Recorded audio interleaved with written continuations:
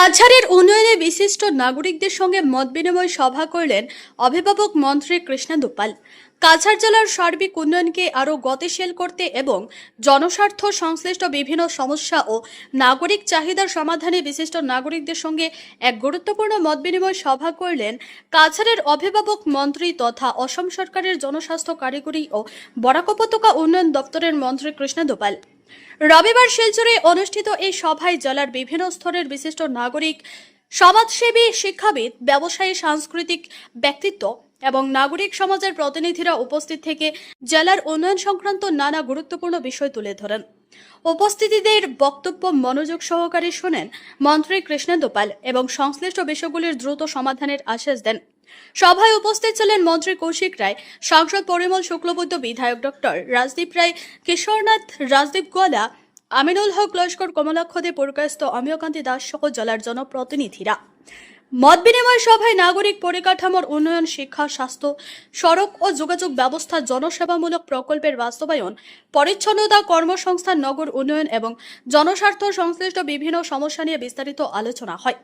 সভায় উপস্থিত বিশিষ্ট নাগরিকরা উন্নয়নের স্বার্থে একাধিক গুরুত্বপূর্ণ পরামর্শ তুলে ধরেন।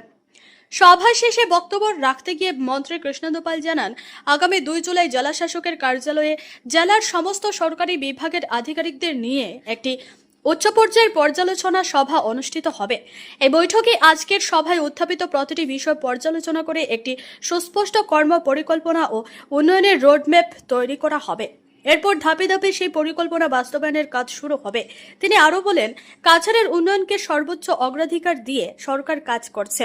জনগণের মতামতকে গুরুত্ব দিয়েই জেলার দীর্ঘমেয়াদী উন্নয়নের পরিকল্পনা গ্রহণ করা হবে এবং প্রশাসন ও জনপ্রতিনিধিদের সমন্বিত উদ্যোগে বিভিন্ন সমস্যার স্থায়ী সমাধানের চেষ্টা করা হবে।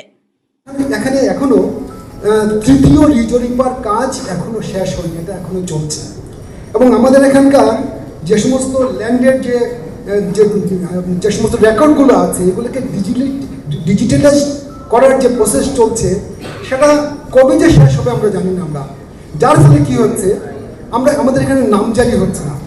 জায়গা জমি বিক্রির ব্যাপারে যদি পারমিশনের বিষয়টা যদি আসে তাহলে চট করে পারমিশন পাচ্ছেন এবং আপনারা শুনলে অবাক হয়ে যাবেন, পারমিশনের জন্য 20,000, 25,000, 30,000 টাকা পর্যন্ত আপনাদেরকে খরচ করতে হবে এবং সেটা কী খরচ, সেটা লিগেলি না ইলিগেলি সেটা নিশ্চয়ই আপনারা বুঝতে পারছেন। সুতরাং এই নামজারির যে ব্যাপারটা, এই নামজারির ব্যাপারটাকে আপনারা অবশ্যই খেয়াল রাখবেন। এটা একটা খুব ইম্পর্টেন্ট ব্যাপার হয়েছে এবং এটা আস্তে আস্তে এটা একটা গণদাবিতে সেটা পরিণত হয়েছে। তো আমি সমস্ত বরাক উপত্যকার যারা প্রতিনিধি আছেন তাদেরকে এই ব্যাপারটা নজর দিতে বলছি, কারণ ইলেকশনের আগে ডিব্রুগড়ে হাইকোর্টের বেঞ্চ হবে সেটা একটা ডিক্লারেশন দেওয়া হয়েছিল। তো ডিব্রুগড়ে যদি হতে পারে তাহলে আমাদের বরাক ভ্যালিতে কেন হতে পারবে না।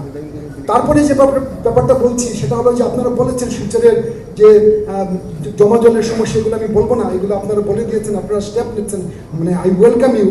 কিন্তু অ্যাট দ্য সেম টাইম আমাদের এখানকার ট্রাফিক সমস্যা সমাধানের জন্য আপনারা আজকাল যেটা একটা নতুন প্রজেক্ট আছে লাইট মেট্রো মানে মেট্রো সার্ভিস, এটা আমাদের এখানে করা যায় কিনা এটা আপনারা দেখবেন। এটাতে বেকার সমস্যা সরকারের পক্ষে করা সম্ভব নয়, সমস্যা সমাধান করা সম্ভব নয়।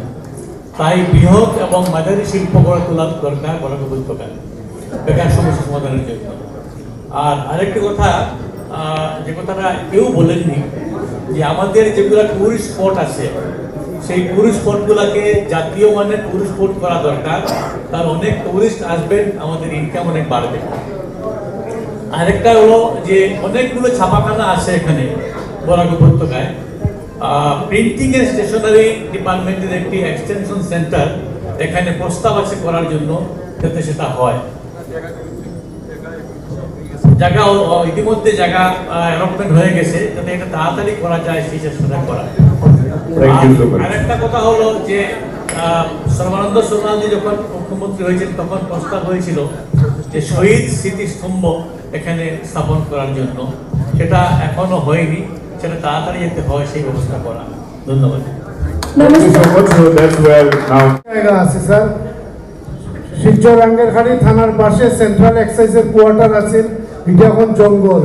ট্রান্সপোর্ট ভবন আছে, এটা এখন অ্যাবান্ডেন্ট জায়গা। ওইসব জায়গায় আপনারা যদি একটা অডিটোরিয়াম করে দিন তাহলে সারা জীবনে আপনারা সবের ফটো আমরা সংস্কৃতি কর্মীরা প্লিজ স্যার 2026 ইনোভেশন করুন।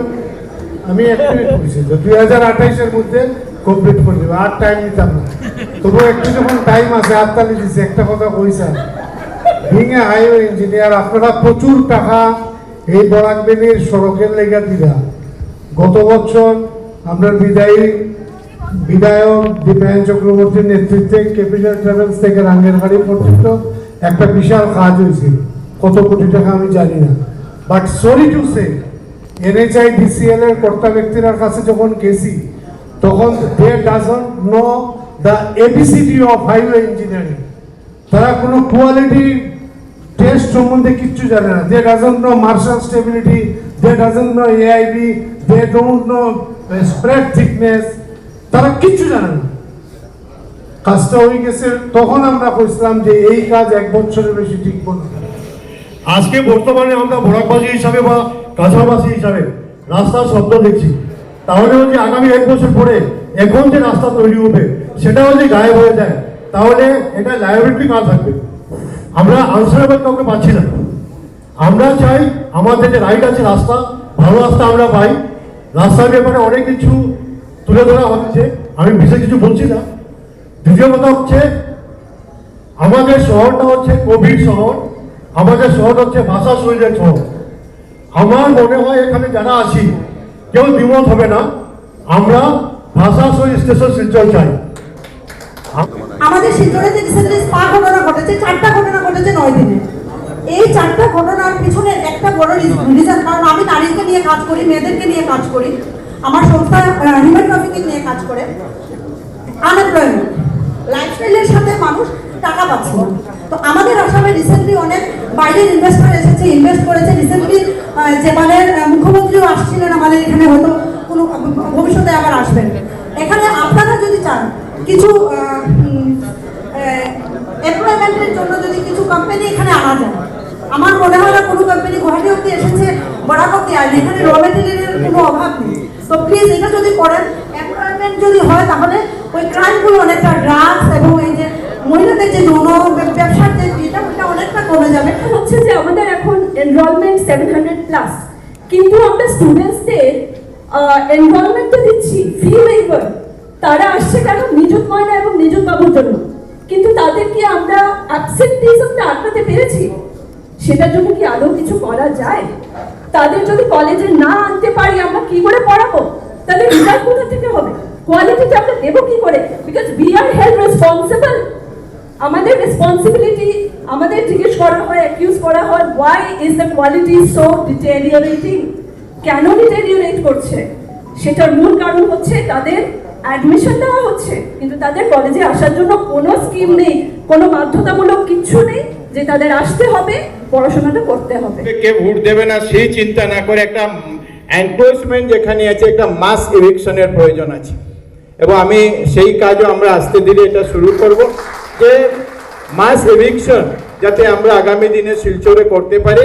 আর আমরা যে প্ল্যান নিচ্ছি যাতে 2050 এটাকে লক্ষ্য রেখে যাতে আমরা আগামী দিনে কাজ করতে পারি, সেই একটা প্ল্যানিং আমরা আরম্ভ করেছি। একটু সময় লাগবে যাতে আমরা প্ল্যান করে সুন্দরভাবে আমরা করতে, কারণ 200 মিটার 300 মিটার 1 কিলোমিটার ড্রেন করে কোনো লাভ হবে না, কারণ এটা গ্রেডিয়েন্ট মেলানো সম্ভব হয় না।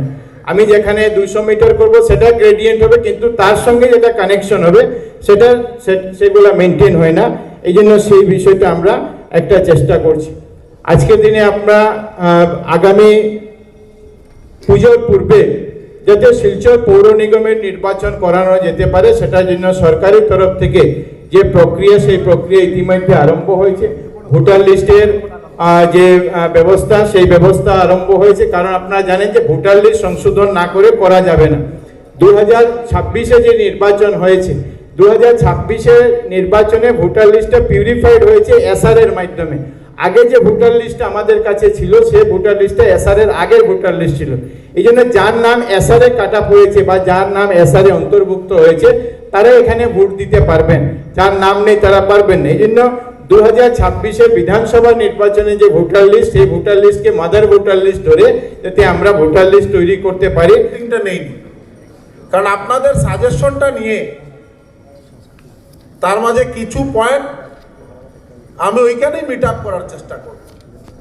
যে সার্কুল অফিসের যে সমস্যাগুলো বলছেন, এখানে ল্যান্ড কম্পেনসেশনের কথা হয়েছে, বা ড্রাগস মুক্ত সমাজ গড়ার লক্ষ্যে আমাদের শ্রদ্ধার মুখ্যমন্ত্রী যেভাবে প্রয়াস করছেন, বা বিশেষ করে পুলিশ প্রশাসন যে কাজ করছে, সব থেকে বেশি ড্রাগসের উপর যে করিডোর,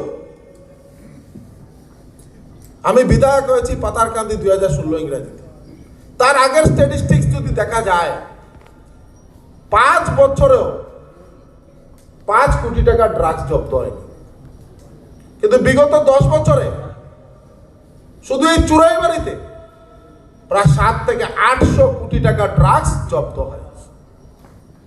সমগ্র বরাক উপত্যকায় অনেক ড্রাগস জব্দ হয়েছে। আমি আপনাদের কাছে আহ্বান করব, আপনারাও যারা ওইসব অবৈধ কাজে লিপ্ত, নাম বলতে হবে না, আপনারা আমাকে মেসেজের মাধ্যমে লিস্টটা পাঠিয়ে দেবেন। এই লিস্ট বানিয়ে আমি এসপি মহোদয়কে দেব, সঙ্গে আমি এটা মুখ্যমন্ত্রী মহোদয়ের হাতেও আমি অর্পণ করব।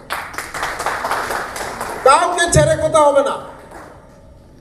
ওই দিন আমি আমার পার্টি অফিসের মিটিংয়ে আমি বলেছিলাম 4 লেনের কাজ চলে, কোনো জায়গায় দেখিনি, কিন্তু আমি দেখেছি যেদিন আমরা ফ্লাডের মধ্যে মাননীয় মুখ্যমন্ত্রী মহোদয় এসেছিলেন, শ্রীভূমিতে গেছেন, হাইলাকান্দিতে গেছেন, আসার সময় আমি মুখ্যমন্ত্রী মহোদয়কে দেখিয়েছি যে এই ঘরগুলো আফটার জিওটেকিং, আফটার স্যাটেলাইট সার্ভে এইগুলো তৈরি করা হয়েছে। তারপর মুখ্যমন্ত্রী সঙ্গে সঙ্গে ডিসি মহোদয়কে নির্দেশ দিয়েছেন।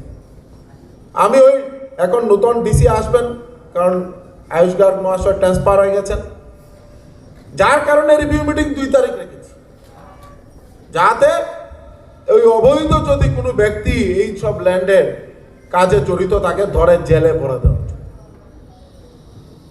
আপনারা সহযোগিতা করবেন, আশীর্বাদ রাখবেন, আমরা সবাই মিলে একটা টিম হিসাবে বরাক উপত্যকার উন্নয়নের জন্য সবাই মিলে কাজ করব। আর আপনারা সবসময় এইভাবে আমাদেরকে মার্গদর্শন দিবেন, সাজেশন দিয়ে যাবেন। আপনাদের আশীর্বাদ, আপনাদের সাজেশন নিয়ে আগামী দিনে আমরা কাজ করব।